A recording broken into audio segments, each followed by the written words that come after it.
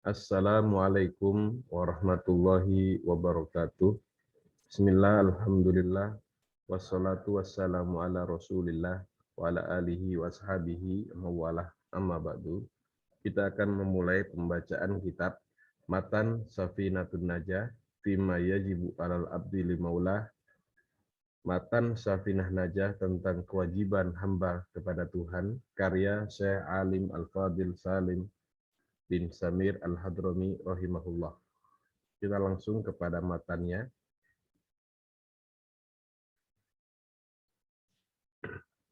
Man yuridillahu bihi khairan yufaqihu fiddin. Siapa yang dikehendaki oleh Allah kepadanya kebaikan, maka dia akan difahamkan tentang agama.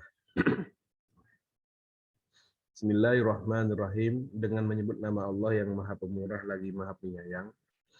Segala puji bagi Allah, Sang Pencipta alam semesta. Kepadanya kami mohon pertolongan atas perkara dunia dan agama. Semoga salawat Allah dan salamnya atas pemimpin kita Nabi Muhammad, penghujung para nabi, keluarganya, sahabatnya, semuanya. Tiada daya dan tiada kekuatan kecuali di sisi Allah yang Maha Tinggi juga Maha Agung. Pasal tentang rukun Islam. Rukun-rukun Islam itu ada 5 perkara. Yang pertama, bersaksi bahwa tidak ada Tuhan melainkan Allah dan bahwa Muhammad itu utusan Allah. Yang kedua, mendirikan sholat. Yang ketiga, menunaikan zakat. Yang keempat, puasa Ramadan. Dan yang kelima, haji ke Baitullah bagi orang yang mampu kepadanya melakukan perjalanan. Pasal tentang rukun-rukun iman. Rukun-rukun iman itu ada 6. Yang pertama, hendaknya kau beriman kepada Allah, kepada malaikatnya, kepada kitab-kitabnya, kepada rasul-rasulnya, kepada hari akhir, kepada takdir baik dan buruknya dari Allah Ta'ala. Pasal tentang makna kalimat tauhid. Makna la ilaha illallah adalah tidak ada yang berhak disembah dalam keberadaannya, melainkan hanya Allah. Berikutnya, kita akan melangkah ke halaman berikutnya.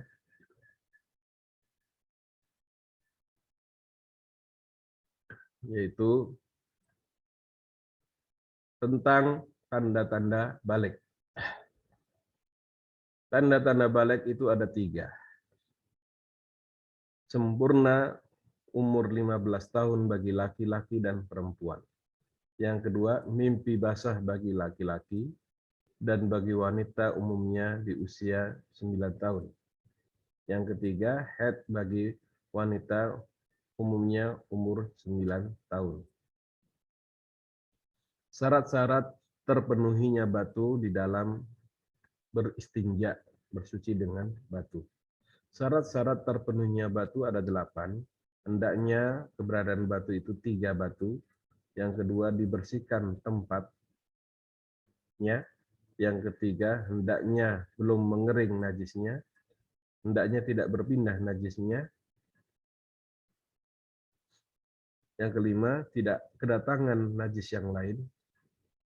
Yang keenam, tidak perlu melampaui bagian permukaan yang tidak terjangkau dan bagian kuncup, ya, kuncup zakar. Yang ketujuh, tidak menimpa kepadanya air, dan yang kedelapan, keberadaan batunya suci. Fardu-fardu wudhu. Fardu-fardu wudhu itu ada 6 perkara. Yang pertama niat, yang kedua membasuh wajah, yang ketiga membasuh 2 tangan bersama sampai 2 hasta, 2 lengan ya. Yang keempat mengusap sesuatu bagian dari rambut kepala. Yang kelima membasuh 2 kaki sampai mata kaki, dan yang keenam tartib atau berurutan. Berikutnya kita akan berpindah ke halaman selanjutnya.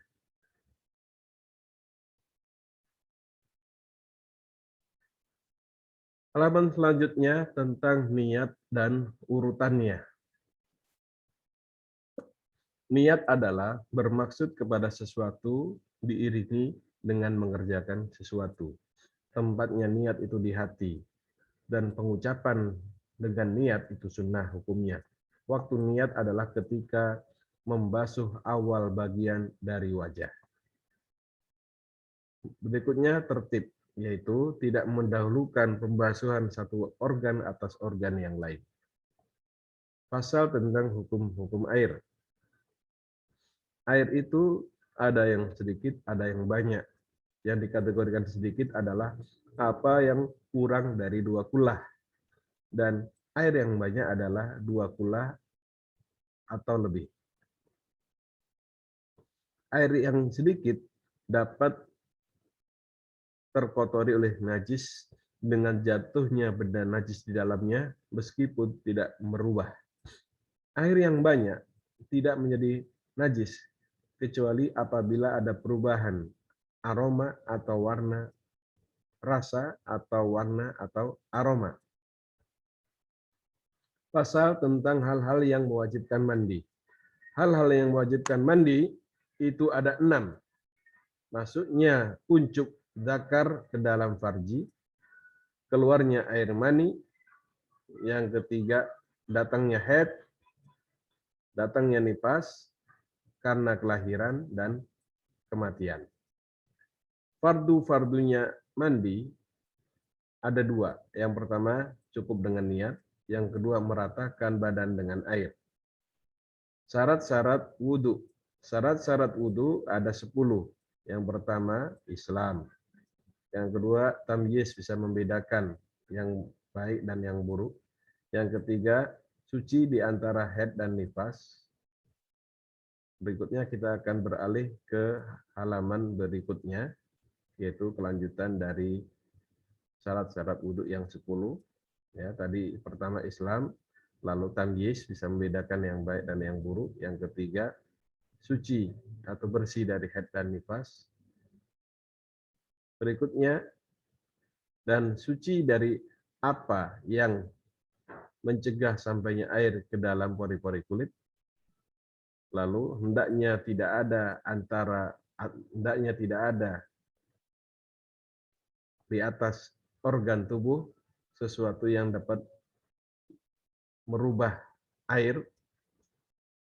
Yang berikutnya tahu tentang kewajiban wudu. Hendaknya tidak meyakini perkara yang fardu dari perkara fardu dianggap sunnah.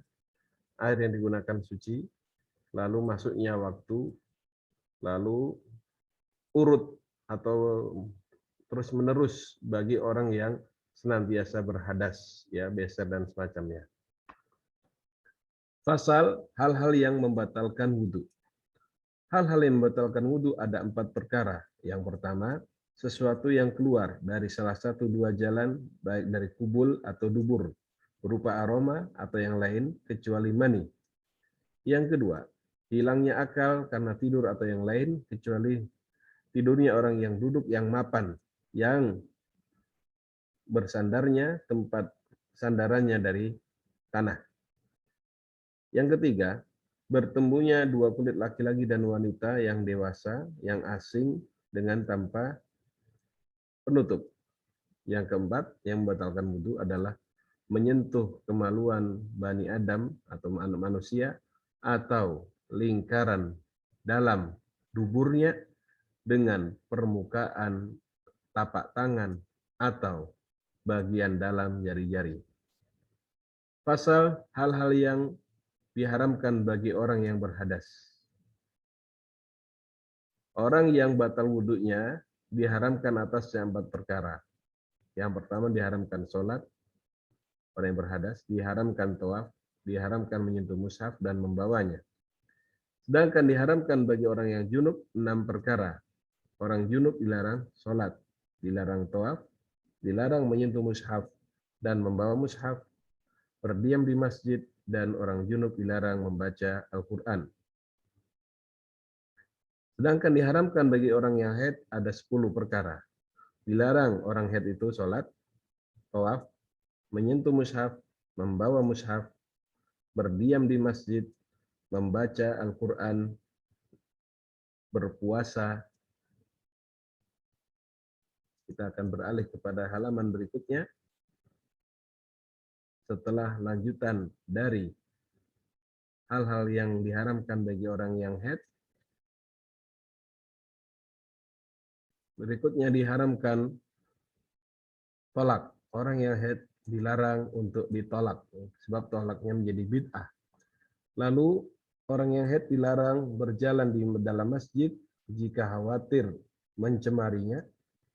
Lalu orang yang haid dilarang bersenang-senang atau bercumbu antara pusar dan lututnya. Berikutnya pasal tentang sebab-sebab tayamum. Sebab-sebab tayamum ada 3 perkara. Tidak ada air, yang kedua karena sakit, yang ketiga karena butuh kepada air karena hausnya hewan-hewan yang dihormati. Karena air itu dipakai untuk minuman hewan yang terhormat.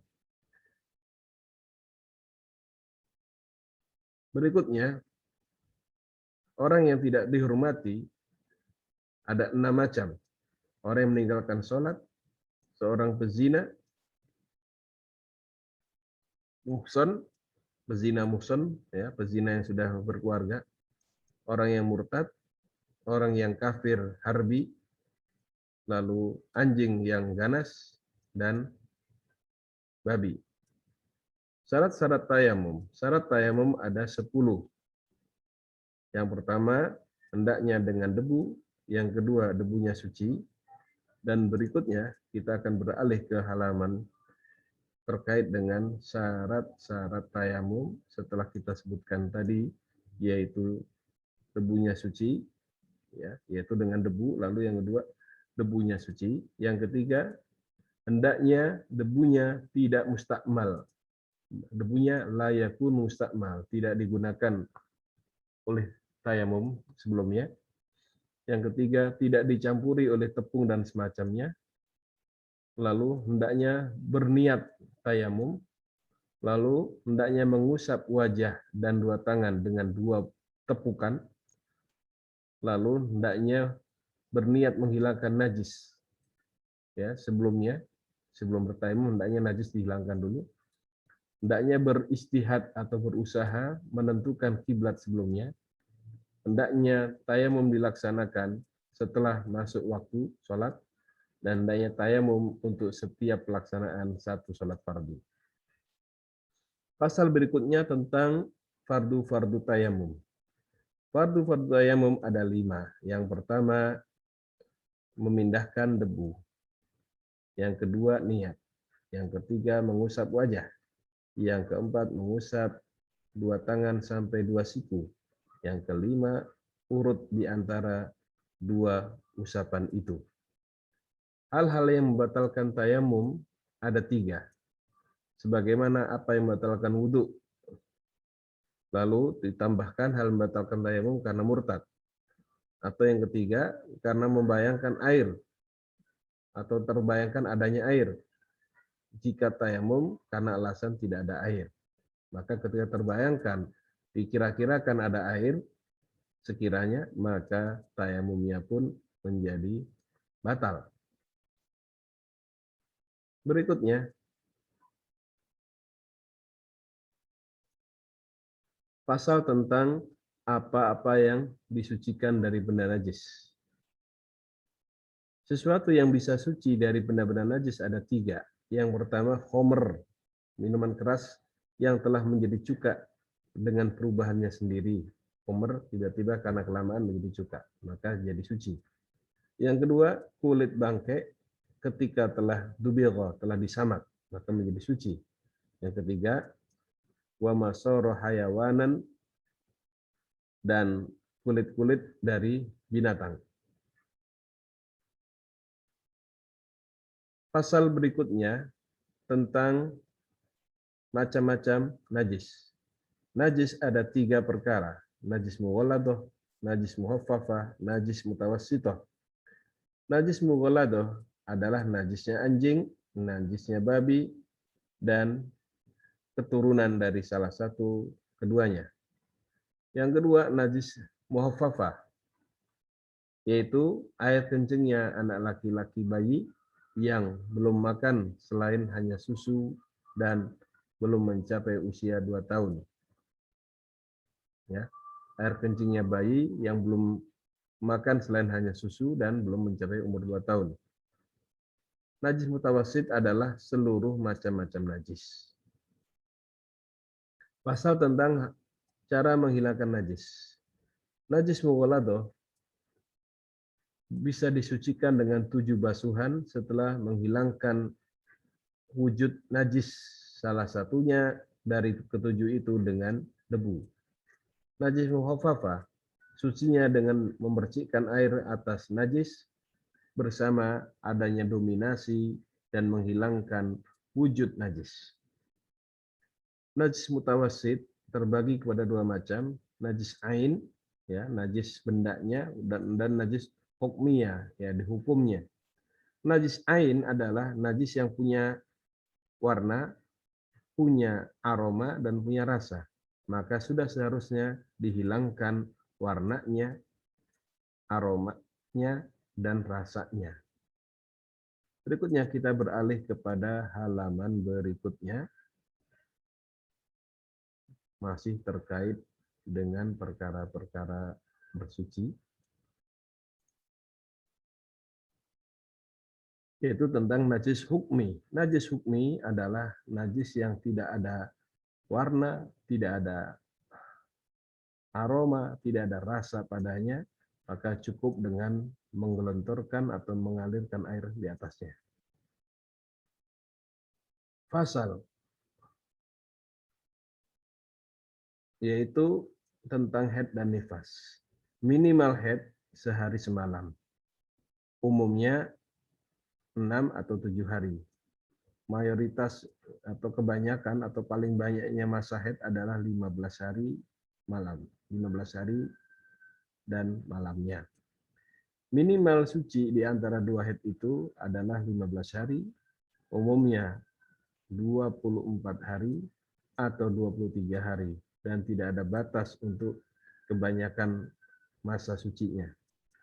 Minimal nifas adalah majjah, 1 cipratan. Umumnya 40 hari masa nifas, dan paling banyak masa nifas adalah 60 hari. Tentang udzur-udzur sholat. Udzur-udzur atau halangan sholat ada dua. Pertama karena tidur, yang kedua karena lupa. Pasal tentang syarat-syarat sholat. Syarat-syarat sholat ada 8. Yang pertama, suci dari 2 hadas kecil dan hadas besar. Suci dari najis pada baju, pada badan dan tempat, menutup aurat, menghadap kiblat, masuk waktu, mengetahui kewajiban sholat, hendaknya tidak meyakini yang perkara fardu dari fardu-fardunya perkara dianggap sebagai perkara sunnah, dan terakhir menjauhi hal-hal yang membatalkan. Kita beralih kepada halaman berikutnya.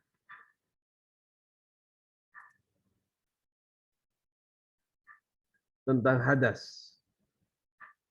Hadas ada dua macam, hadas kecil dan besar. Hadas kecil adalah apa yang mewajibkan terhadap adanya wudhu. Hadas besar adalah yang mewajibkan adanya mandi. Bicara tentang aurat. Aurat ada 4. Auratnya laki-laki secara mutlak dan budak wanita ketika di dalam sholat adalah antara pusar dan lutut. Yang kedua, aurat wanita merdeka di dalam sholat adalah seluruh badannya yang selain wajah dan 2 tapak tangan. Sedangkan aurat wanita merdeka, ya, dan budak wanita di hadapan orang asing yang bukan mahram adalah seluruh badannya. Namun aurat wanita merdeka di hadapan mahramnya atau suaminya, ya, atau di hadapan kaum wanita adalah antara pusar dan lutut. Berikutnya tentang rukun-rukun sholat. Rukun-rukun sholat ada 17. Yang pertama niat. Yang kedua bertakbir, Allahu Akbar. Yang ketiga berdiri bagi yang mampu melakukan kewajiban berdiri sholat. Yang keempat membaca Fatihah. Yang kelima ruku. Yang keenam tumakninah, ya, tenang. Yang ketujuh adalah i'tidal, berdiri lurus, ya, antara ruku dan sujud, berdiri lurus. Yang kedelapan adalah tenang di saat i'tidal.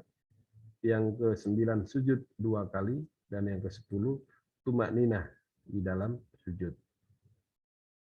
Kita akan beralih kepada halaman berikutnya.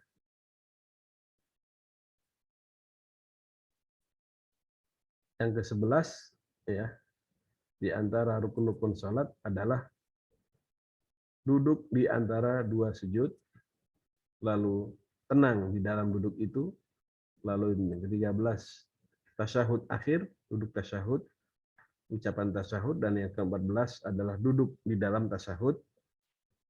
Yang ke-15 adalah membaca salawat kepada Nabi SAW, dan yang ke-16 adalah mengucap salam, dan yang ke-17 adalah urut.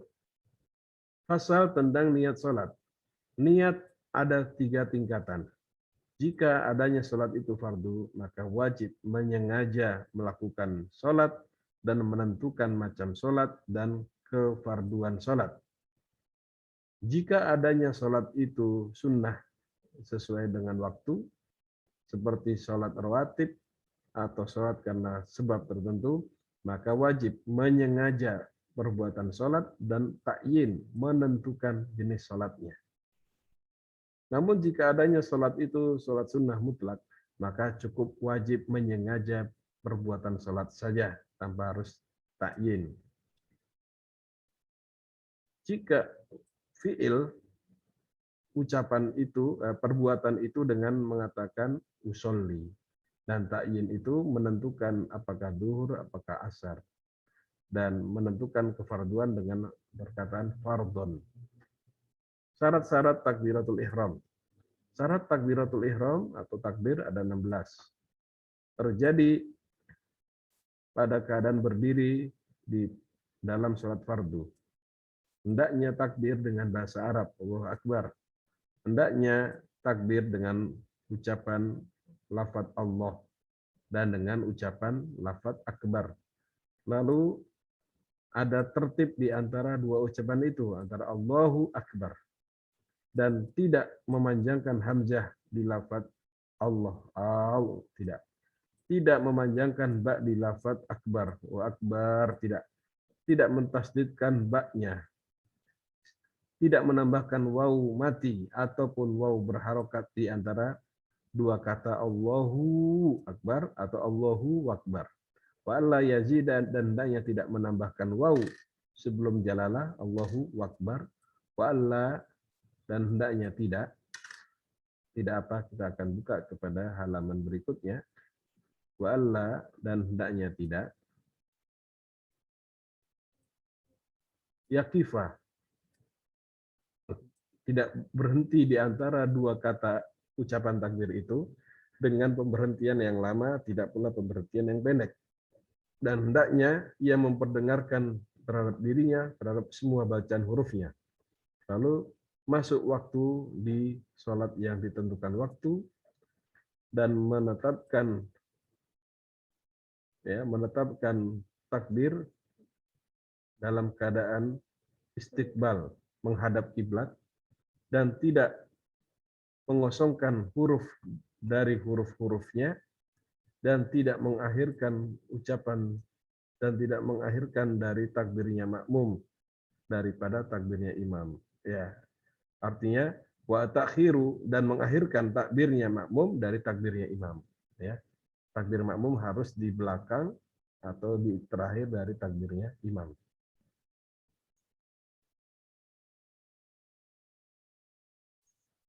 Berikutnya syarat-syarat Fatihah.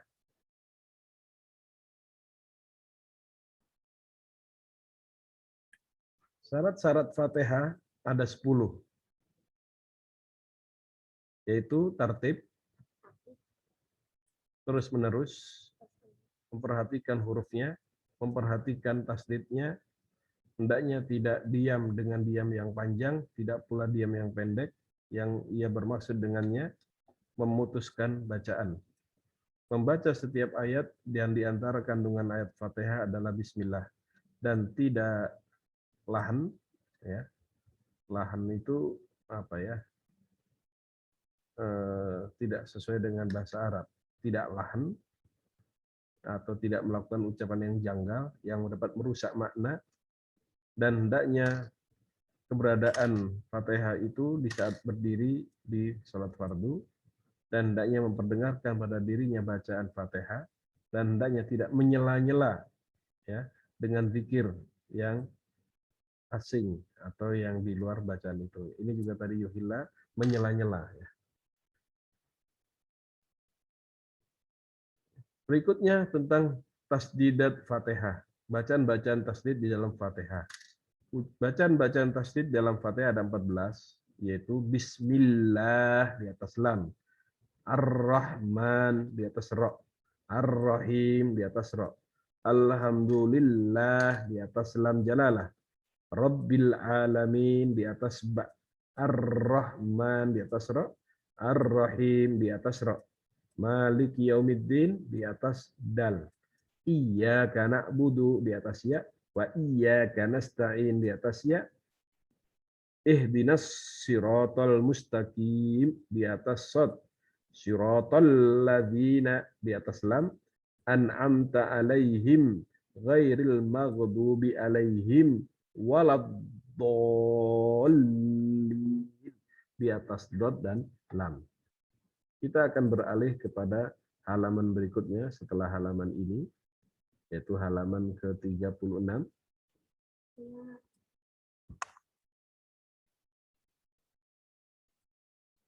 Tentang mengangkat tangan ketika takbir. Mengangkat tangan ketika takbir. Disunahkan mengangkat tangan pada 4 tempat. Ketika memulai takbiratul ihram, tangan diangkat. Lalu ketika hendak ruku, dan ketika berdiri setelah ruku, dan ketika berdiri dari tasyahud pertama. Syarat-syarat sujud. Syarat sujud ada 7. Hendaknya bersujud atas 7 organ tubuh. Hendaknya keningnya itu terbuka. Hendaknya merendahkan pada kepalanya. Hendaknya tidak menjatuhkan kepada selain kepala. Hendaknya tidak sujud pada sesuatu yang dapat bergerak dengan ikut gerakannya. Artinya topi dan semacamnya. Lalu mengangkat bagian bawah ke bagian atas, meninggikan bagian bawah atas bagian atas, dan tumak ninah di dalam sujud. Penghujung tentang organ-organ sujud. Organ-organ sujud itu ada 7. Pertama, kening. Kedua, bagian dalam 2 tapak tangan. Yang ketiga, 2 lutut. Yang keempat, bagian dalam dari jari-jari 2 kaki. Tentang ucapan tasdid di dalam tasyahud. Ucapan tasdidnya tasyahud ada 21. 5 secara sempurna, secara maksimal, dan 16 minimal. Yang pertama, at-tahiyyat pada ta dan ya. Al-mubarakatus sholawatu di atas shod. At-tayyibatu di atas ta dan ya. Lillah atas lam jalalah. Assalamu atas sin. Alaika ayyuhan nabiyyu di atas huruf ya. Ya. Ayyuhan nabiyyu di atas ya. Lalu nun dan lalu ya. Wa rahmatullahi di atas lam jalalah, wa barakatuhu. Assalamu di atas sin, alaina wa ala ibadillah di atas lam jalalah, is-solihin di atas shod, asyhadu an la ilaha di atas lam alif, illallah di atas lam alif dan lam jalalah, wa asyhadu anna di atas nun, Muhammadan di atas mim, Rasulullah di atas mim. Muhammadin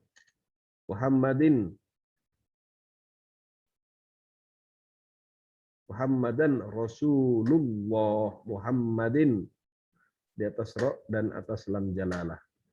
Ya, Muhammadar Rasulullah, ya, Muhammadar Rasulullah di atas ro dan lam jalalah. Lalu tasdid di dalam salat kepada Nabi Sallallahu Alaihi Wasallam. Ucapan tasdid ya, aqallus salat pada minimal sholawat kepada Nabi ada 4 perkara, yaitu Allahumma, lam dan mim. Allahumma sholli di atas lam, ala Muhammadin di atas mim, lalu minimal salam, assalamu alaikum di atas tasdidnya assalam, yaitu di atas sin. Berikutnya ganti bab tentang waktu-waktu sholat. Waktu-waktu sholat itu ada 5. Awal waktu zuhur adalah bergesernya sinar matahari ya, dari atas bergeser sedikit ya, tepat di atas kepala bergeser sedikit. Dan akhirnya waktu zuhur adalah adanya bayangan sesuatu jadi sama dengan bendanya ya, di luar ya, bayang-bayang sama. Di luar bayang-bayang lurus ya, istiwa itu lurus. Awal waktu asar ketika adanya bayangan setelah sesuatu itu sama dan bertambah sedikit dari ukuran benda. Dan akhirnya waktu asar adalah hingga terbenamnya matahari. Awal waktu maghrib adalah terbenamnya matahari dan akhirnya adalah terbenamnya mega merah. Ini ya terkait dengan kapan mulai waktu-waktu sholat maghrib ya, yang terakhir kita baca. Kita akan lanjut kepada halaman berikutnya. Awal waktu isya. Awal waktu isya adalah terbenamnya mega merah dan akhirnya terbitnya fajar shadiq. Awal waktu subuh adalah terbitnya fajar shadiq dan akhirnya adalah terbitnya matahari. Mega itu ada 3 macam, mega merah, mega kuning, dan mega putih. Mega merah penanda maghrib, mega kuning dan putih penanda isya. Disunahkan mengakhirkan salat isya hingga terbenamnya mega kuning dan putih sampai gelap banget. Tentang waktu-waktu yang diharamkan sholat. Diharamkan sholat yang tidak ada sebab terdahulu dan tidak ada penyerta di dalam 5 waktu. Yaitu yang pertama diharamkan ketika terbitnya matahari sampai meninggi seukuran tombak. Ya, sampai masuk waktu duha baru boleh. Ya, setelah subuh. Ya, jam 6 tidak boleh. Yang kedua, ketika istiwa, ketika matahari tepat lurus di atas kepala, kecuali di hari Jumat sampai bergeser, ya, bergeser sedikit, ya, ke arah barat. Lalu indal isfiror, ketika sedang menguningnya jelang maghrib, ya, sampai tenggelam. Dan setelah sholat subuh, ya, dilarang sholat fardu hingga terbitnya matahari baru boleh. Setelah matahari, ya, thuluthus sa'ah 20 menit baru sholat isyraq atau sholat duha ada yang mengatakan. Lalu setelah sholat asar hingga terbenamnya matahari, itu tidak boleh sholat fardu di sana. Pasal tentang sakatatis sholat, waktu-waktu diam di dalam sholat. Waktu-waktu diam di dalam sholat ada 6. Antara takbiratul ihram ya dan baca doa iftitah itu ada waktu diam sejenak. Antara doa iftitah dan bacaan ta'awuz, a'udzubillah. Lalu antara Fatihah dan bacaan ta'awuz. Lalu antara Fatihah, wadolin dan amin harus ada jeda. Lalu antara amin dan bacaan surat, lalu antara surat dan gerakan mau ruku ini harus ada jeda. Pasal tentang rukun-rukun yang harus ada tumak ninah di dalamnya. Rukun-rukun yang semestinya di dalamnya ada tumak ninah ada 4 perkara. Apa saja rukun-rukun 4 perkara ini yang mesti ada tumak ninah di dalamnya? Kita akan baca. Yang pertama yaitu ruku. Orang ruku harus tumak ninah. Lalu berdiri setelah ruku, lalu sujud, duduk di antara 2 sujud, tumak ninah, lalu diam,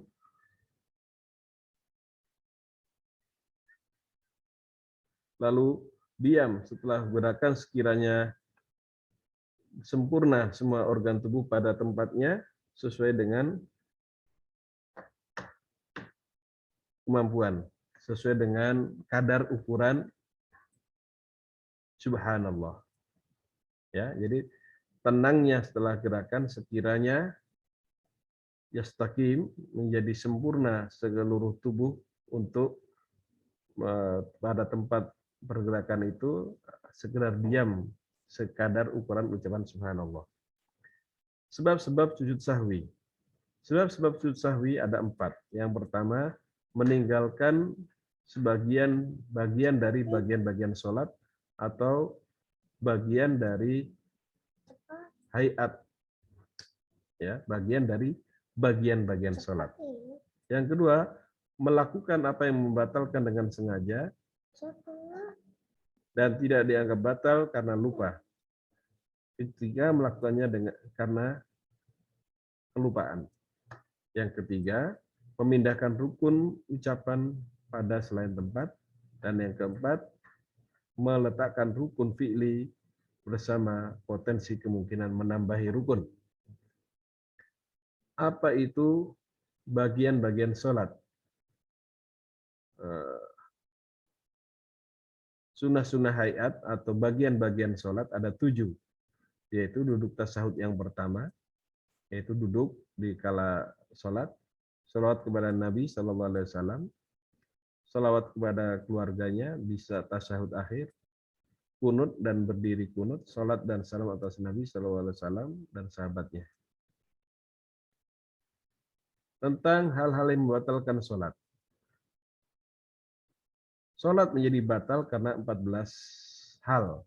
Pertama, karena hadas, terjatuhnya atau terjadinya najis, jika tidak dilempar seketika dari tempat ia menanggungnya, ya kalau dilempar berarti atau dilontarkan berarti tidak jadi batal. Lalu terbukanya aurat jika tidak ditutup seketika, mengucapkan 2 huruf atau 1 huruf yang dipahami dengan sengaja di luar sholat, ya artinya bacaan huruf bukan bagian dari sholat, lalu makan dengan sengaja, ya, lalu makan.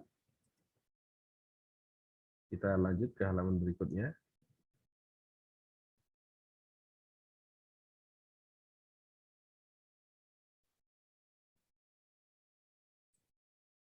Makan yang banyak, ya, makan yang banyak.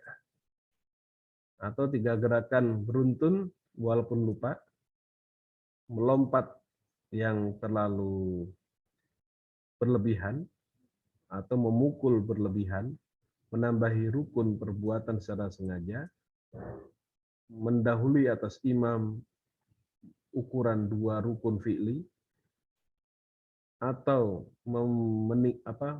memperlambatkan diri pada 2 rukun dengan tanpa adanya uzur, atau niat sengaja memutuskan sholat, atau mengkaitkan memotong sholat karena sesuatu, atau adanya keraguan di dalam memutus sholatnya. Sesuatu yang lazim,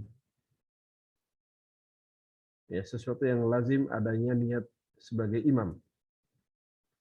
Yang melazimkan niat imam ada 4 perkara, yaitu sholat Jumat harus ada imaman, niat imam, lalu sholat iadah, sholat mengulang, lalu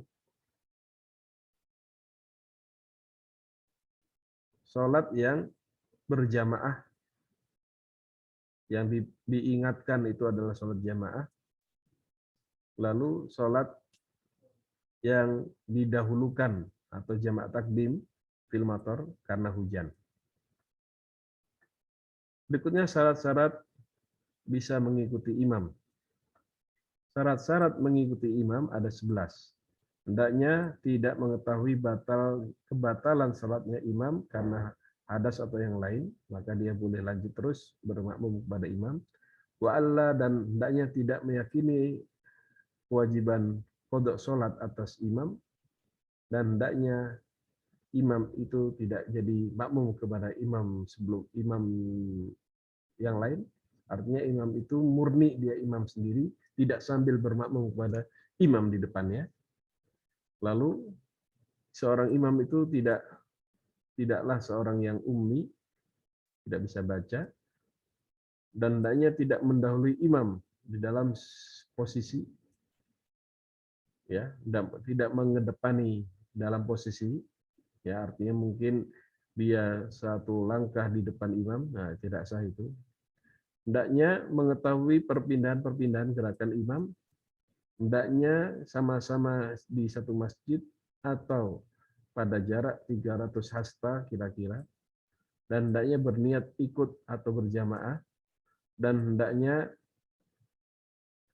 sepakat, ya, di dalam irama sholat keduanya, dan hendaknya tidak menyelisihi imam, ya, di dalam perkara sunnah yang frontal pelanggarannya, ya, kalau menyelisihi maka dianggap tidak sah ikut kepada imam, ya, frontal. Imamnya sujud, dia sengaja nggak sujud, ya, padahal dia tahu harusnya sujud. Wa an yutabi'ahu, dan bahwa harus mengikuti imam. Tentang bentuk-bentuk mengikut. Bentuk-bentuk mengikut imam itu ada 9.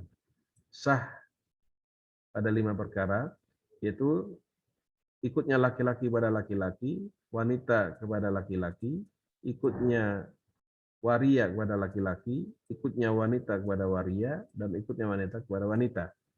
Batal ikut kepada 4 perkara. Seorang laki-laki ikut kepada bermakmum kepada wanita, atau ikutnya laki-laki bermakmum kepada waria, ikutnya seorang waria bermakmum kepada wanita, dan ikutnya waria kepada sesama waria. Itu masuk kategori tidak sah atau batal. Berikutnya, kita akan loncat ke halaman berikutnya.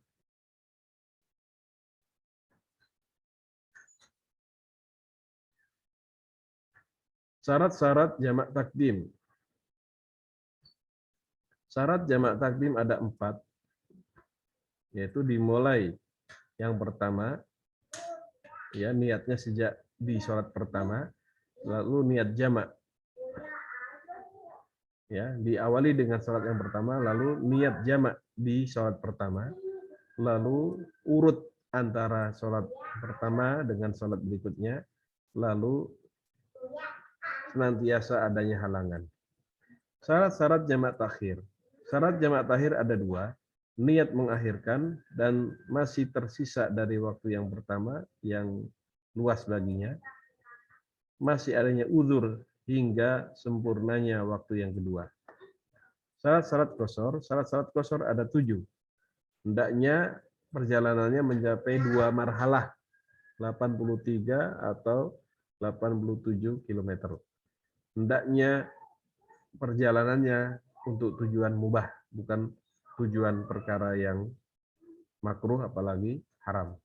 Lalu mengetahui terhadap hukum bolehnya qashar, lalu berniat qashar ketika dia ihram, artinya takbiratul ihram, dan hendaknya sholat yang boleh diqashar adalah 4 rakaat. Lalu ia masih melakukan safar hingga menyelesaikan dengan sempurna safarnya, maka masih boleh. Hendaknya tidak mengikut kepada orang yang tidak qashar atau orang yang sempurna 4 rakaat di bagian sholatnya. Kita lanjut ke halaman berikutnya.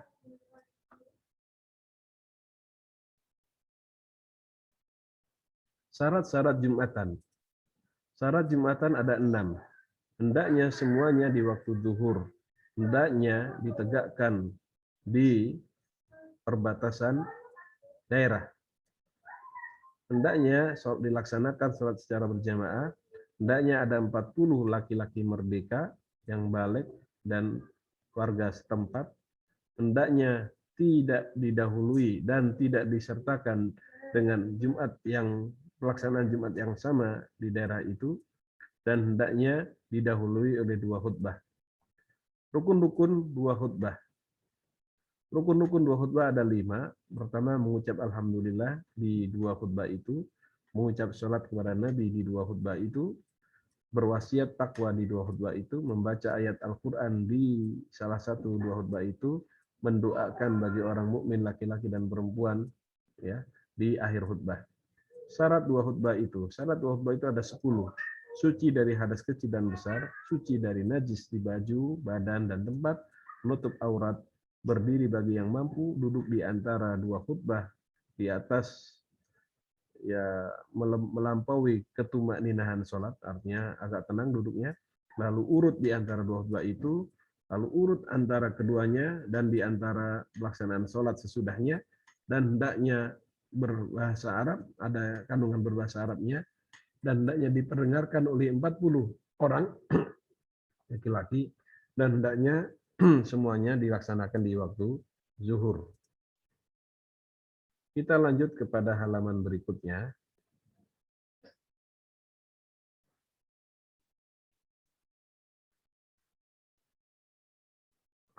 Tentang apa yang diharuskan kepada mayit.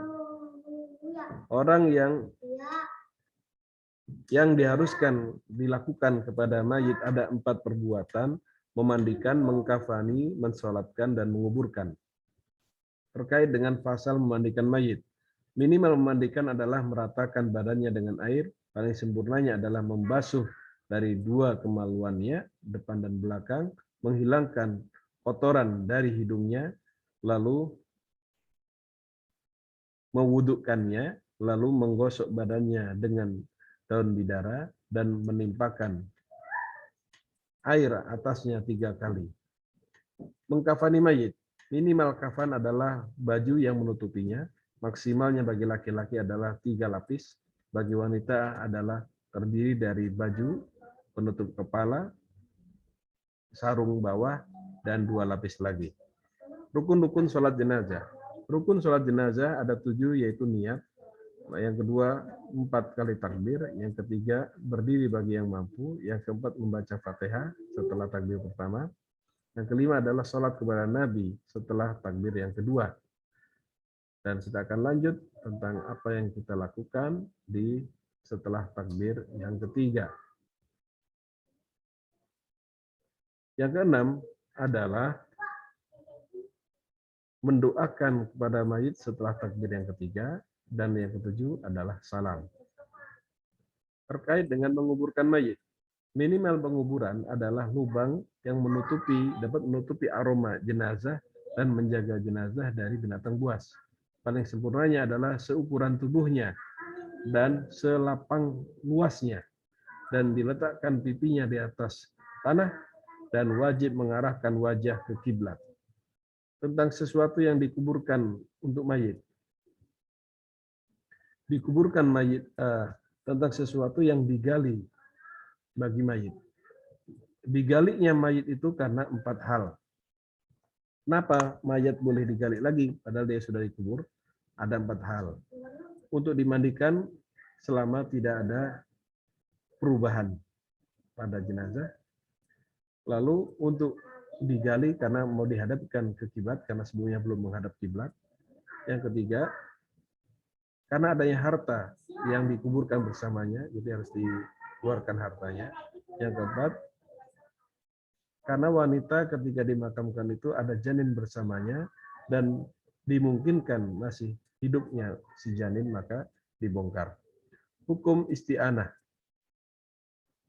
hukum minta tolong untuk wudhu atau bersuci. Minta tolong ada 4 hal. Yang pertama, dihukumi mubah.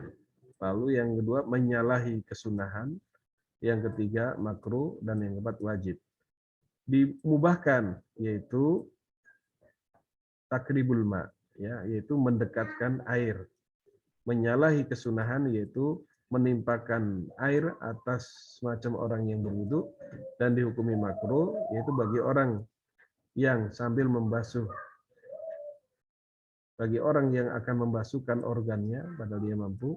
Dan yang dihukumi wajib yaitu mewudukkan bagi orang yang sakit ketika dia tidak mampu berwudu.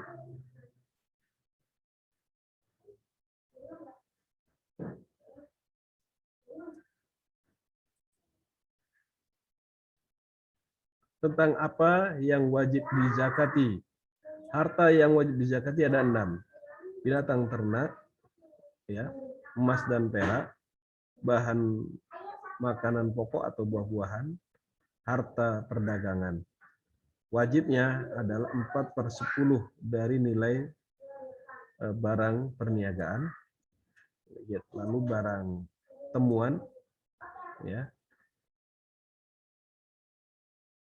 barang temuan atau barang simpanan, atau barang logam. Tentang ketetapan Ramadan. Wajib puasa Ramadan karena salah satu dari 5 perkara. Yang pertama, telah genapnya bulan Sya'ban 30 hari. Yang kedua, karena terlihatnya sabit hilal di diri orang yang melihatnya meskipun yang melihatnya orang fasik. Yang ketiga, ketetapannya di diri orang yang tidak melihatnya dengan kesaksian orang yang adil. Yang keempat, dengan pemberitahuan orang yang adil tentang cerita yang dapat dipercaya, sekalipun mengena di hati kejujurannya atau tidak, atau yang tidak dipercaya meski ketika mengena di hati kebenarannya. Yang kelima, dugaan masuknya Ramadan karena ada ijtihad bagi orang yang istabaha alaih dzalik, bagi orang yang rancu baginya atau tidak jelas baginya penentuan itu. Jadi berdasarkan ijtihad. Berikutnya, tentang syarat sahnya puasa. Syarat sahnya puasa ada 4. Islam, berakal, suci dari semacam haid, mengetahui keberadaan waktu saat menyambut puasa. Syarat-syarat wajib puasa ada 5 macam. Islam, mukallaf, ya, artinya sudah masuk kewajiban, lalu mampu, sehat, dan iqamah, mukim. Syarat terkait dengan rukun-rukun puasa. Rukun puasa ada 3. Niat di malam hari untuk setiap 1 harinya di puasa fardu. Meninggalkan hal yang membatalkan. Dan dengan syarat dia ingat, muhtaron, dia mampu menentukan pilihannya. Bukan karena bodoh atau berhalangan. Lalu memang dia orang yang puasa. Sesuatu yang wajib qodok dan kifarat.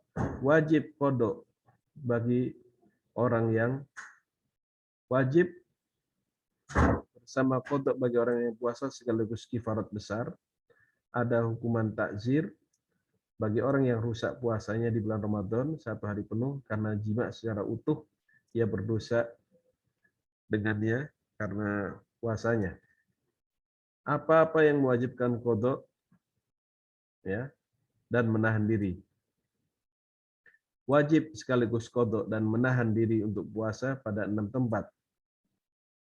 Yang pertama, di bulan Ramadan, tidak di selain Ramadan, bagi orang yang menyengaja berbuka, bagi orang yang meninggalkan niat di malam hari, di waktu puasa fardu, bagi orang yang bersahur menduga masih malam, padahal ternyata berbeda, ternyata sudah masuk waktu subuh. Yang keempat, atas orang yang berbuka menduga bahwa sudah terbenam, padahal berbeda, ya, padahal masih belum datang waktu maghrib. Kita lanjut kepada halaman berikutnya, ya.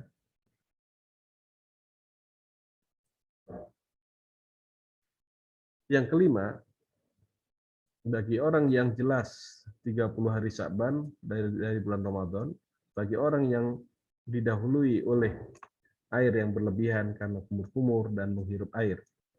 Sesuatu yang membatalkan puasa. Yang membatalkan puasa karena murtad, haid, nifas, atau kelahiran, gila, walaupun sejenak, atau pingsan, mabuk yang disengaja, ya, dari di sepanjang siang. Hukum berbuka di bulan Ramadan. Berbuka di bulan Ramadan ada 4 macam. Ya. Hukum berbuka atau hukum membatalkan puasa di bulan Ramadan. Membatalkan puasa di bulan Ramadan wajib di 4 macam. Ya. Membatalkan puasa di bulan Ramadan ada 4 macam. Yang pertama, dihukumi wajib, sebagaimana bagi orang yang haid dan nifas. Yang kedua, boleh membatalkan bagi orang yang musafir dan sakit. Yang berikutnya, la wala kama fil majnun. tidak tidak wajib dan juga tidak ada rukhsah bagi orang yang gila. La wala artinya tidak perlu buka puasa dan tidak perlu dibolehkan puasa bagi orang yang gila. Yang keempat adalah diharamkan, diharamkan membatalkan puasa. Diharamkan membatalkan puasa diharamkan bagi orang yang mengakhirkan mengqadha Ramadan padahal ia mampu hingga sempit waktu darinya. Apa yang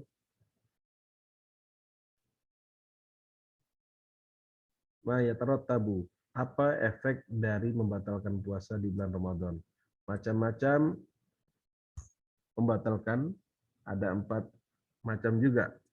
Yang pertama, apa yang mengharuskan di dalamnya ada pelaksanaan qadha dan fidyah, yaitu 2 macam. Yang kedua, membatalkan puasa karena takut atas anak.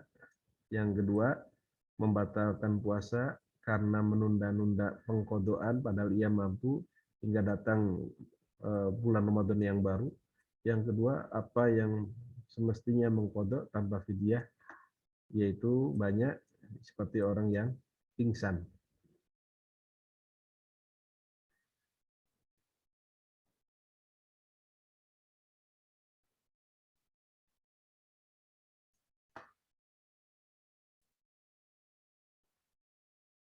Yang ketiga, apa yang wajib fidyah tambah qadha, yaitu orang yang tua renta. Yang keempat, tidak ini dan tidak itu yaitu tidak mengqadha, tidak juga membayar fidyah, yaitu orang gila yang tidak sengaja kegilaannya. Sesuatu yang sampai kepada rongga tubuh dan tidak membatalkan puasa. Yang tidak membatalkan dari apa yang sampai ke rongga tubuh ada 7.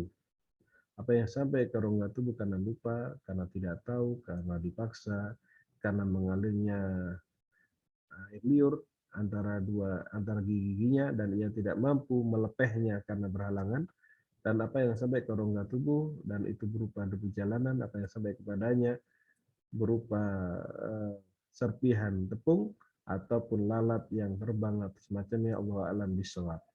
Ya.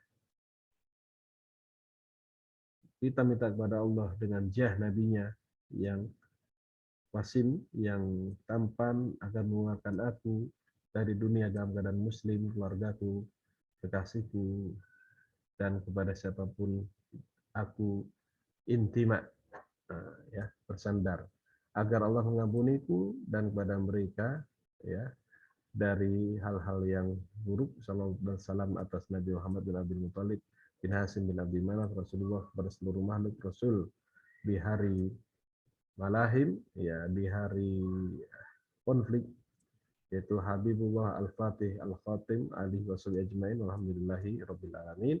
Kami cukupkan sampai di sini pembacaan kitab As-Safinatun Najah. Semoga pembacaan ini bisa minimal dapat menambahkan kemampuan kita di dalam mufradat. Namun ternyata masih ada lanjutannya tentang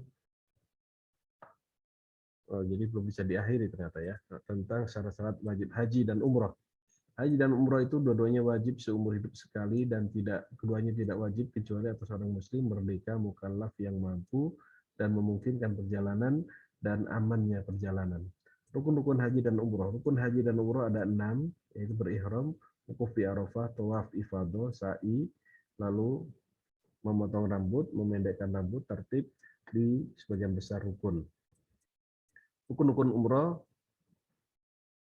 adalah sama dengan rukun haji kecuali wukuf. Wukuf itu hanya di haji. Kewajiban haji ada 7. Ihram dari miqat, mabit di Musdalifah, dan diperoleh dengan sejenak saja walaupun di pertengahan malam.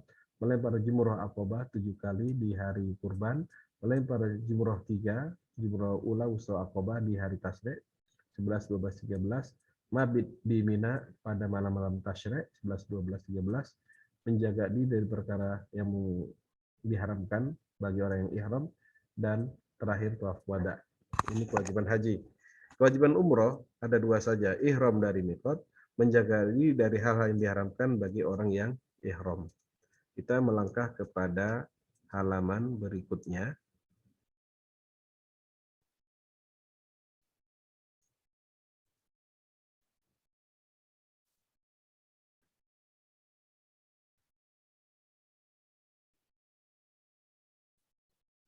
Pasal tentang sunnah-sunnahnya haji. Sunnah-sunnahnya haji banyak diantaranya mendatangi dengan talbiyah, mendahulukan haji atas umroh, tawaf kudum, 2 rakaat sholat sunnah tawaf, memakai izar, kain sarung atau kain di bawah, dan penutup di atas yang berwarna putih. Waktu-waktu haji dan umroh. Haji dan umroh ada waktu-waktu zaman dan ada tempat-tempat tertentu. Ada mikot-mikot, batas-batas waktu dan batas-batas tempat. Batas-batas waktu umroh di setiap waktu dan bagi haji hanya di bulan-bulannya. Maka tidaklah ia berihram haji kecuali di bulan haji, yaitu bulan Syawal, Dzulqa'dah, dan 10 hari di bulan Dzulhijjah. Adapun batas tempat, maka orang yang di Mekah dari Mekah untuk haji, dan wa'adnal hil lil umrah, dan minimal dihalalkannya bagi umrah. Dan selain orang Mekah diharamkan haji dan umrah dari tempat-tempat yang dikhususkan, melainkan di tempat yang dikhususkan baginya. Wahwa yaitu untuk perbatasan Yaman Yalamlam, untuk Najd yaitu Qarn, untuk penduduk Irak dan Khurasan dan penduduk timur yaitu Mikot Datu Irkin, untuk penduduk Syam, Mesir dan Maghrib di Juhfa, penduduk Madinah yaitu di Dzulhulaifah. Dan tempat orang yang tempat tinggalnya antara Mikot dan Mekah, maka Mikotnya adalah tempat tinggalnya. Sedangkan orang yang melampaui Mikot dan tidak berniat melakukan manasik, kemudian ia ingin berihram, maka Mikotnya dari mana saja ia memulai. Pandangan-pandangan ihram bagi haji dan umrah. Boleh berihram ifrad, haji ifrad, atau haji tamattu, atau haji qorin, atau ihram mutlak, dan ia mampu mengarahkan ke model mana saja di dalam model-model pelaksanaan haji. Mau ifrad, mau tamattu, mau qiran, boleh. Paling utamanya haji adalah haji ifrad, tamattu, dan qiran. Wajib bagi yang haji tamattu dan semacamnya haji qiran adanya dam, ya, motong kambing. Dan seperti keduanya diwajibkannya dam bagi yang meninggalkan kewajiban dari kewajiban-kewajiban. Maka jika tidak mampu dari membayar dam, maka boleh diganti dengan puasa 10 hari, 3 hari di waktu haji dan 7 hari ketika pulang ke rumahnya. Bagi orang yang melampaui mikot dan ia berniat untuk manasik, siapa yang melampaui batas mikot dan berkehendak untuk melakukan manasik, maka dia wajib kembali ke batas mikot. Maka jika tidak kembali, ya sebelum ia bercampur dengan manasiknya, maka ia berdosa dan wajib kena dam kalau tidak memulai ihram dari mikot. Tentang kewajiban tawaf. Kewajiban tawaf ada 11. Suci dari hadas kecil, hadas besar, dari najis di baju dan badannya, dan tempat tawafnya, menutup aurat, memulai tawaf dari Hajar Aswad dan berakhir di Hajar Aswad, niatnya dan berniat, ya, in istaqalla, ya, berniat tawaf. In istaqalla jika ia mandiri, meluruskan badannya ke arah Hajar Aswad atau sebagian ketika niat, ya, ketika wajib melakukan tawaf. Menjadikan posisi Baitul Ka'bah atau Baitul Haram di sisi kiri di seluruh tawafnya dengan melewati, dengan menghadap dengan wajahnya. Keberadaan dia keluar dengan seluruh badannya dan bajunya yang bergerak dengan gerakannya dari Baitul Atiq, lalu dari Hijr Ismail, dan dari Sadarwan. Keberadaan dia berada di dalam masjid, keberadaan dia sab'an yakinan, 7 kali putaran yakin dan tidak memalingkan kepada yang lain. Kewajiban sa'i ada 6.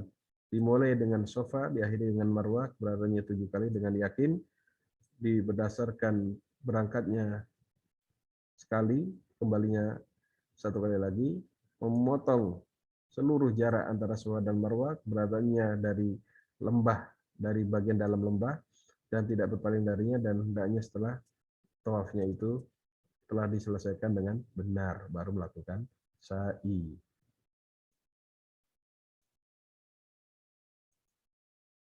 Tentang kewajiban wukuf di Arafah. Wajib wukuf di Arafah, satu, yaitu adanya orang yang berihram di Arafah sejenak setelah bergesernya matahari di siang hari Arafah sampai terbitnya fajar di hari kurban, bersama keberadaan dia memantaskan diri untuk ibadah. Larangan ihram. Diharamkan bagi orang ihram 10 macam. Memakai baju berdahit bagi laki-laki, menutupi kepala atau sebagian kepala, menutupi wajah wanita atau sebagian wajah, dan berihram dengan memakai kaos tangan di 2 tangannya. Yang keempat, memakai wangi-wangian bagi laki-laki dan perempuan di badannya atau bajunya atau ranjangnya dengan apa yang dianggap wangi. Yang kelima, meminyaki rambut kepala dan jenggot. Yang keenam, jima bagi masing-masing laki perempuan. Yang ketujuh, menghilangkan sesuatu dari rambut atau kuku. Yang kedelapan, menjatuhkan dirinya kepada segala buruan darat atau binatang liar yang bisa dimakan. Filhilli, pada makanan yang halal bagi orang yang ihram saja. Sedangkan bagi orang yang tidak ihram, maka dinyatakan halal. Yang kesembilan, mencabut tumbuhan tanah haram, ya, kecuali berhalangan. Dan yang ke-10, akad nikah bagi orang yang sedang ihram, dilarang melakukan akad nikah.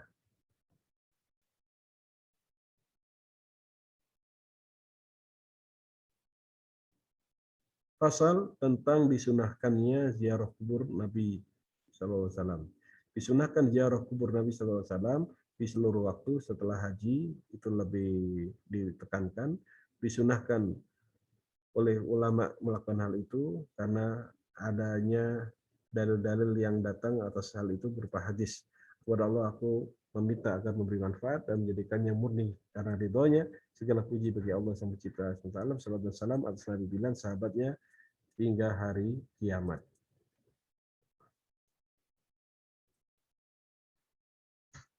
Demikian pembacaan yang dapat kami lakukan.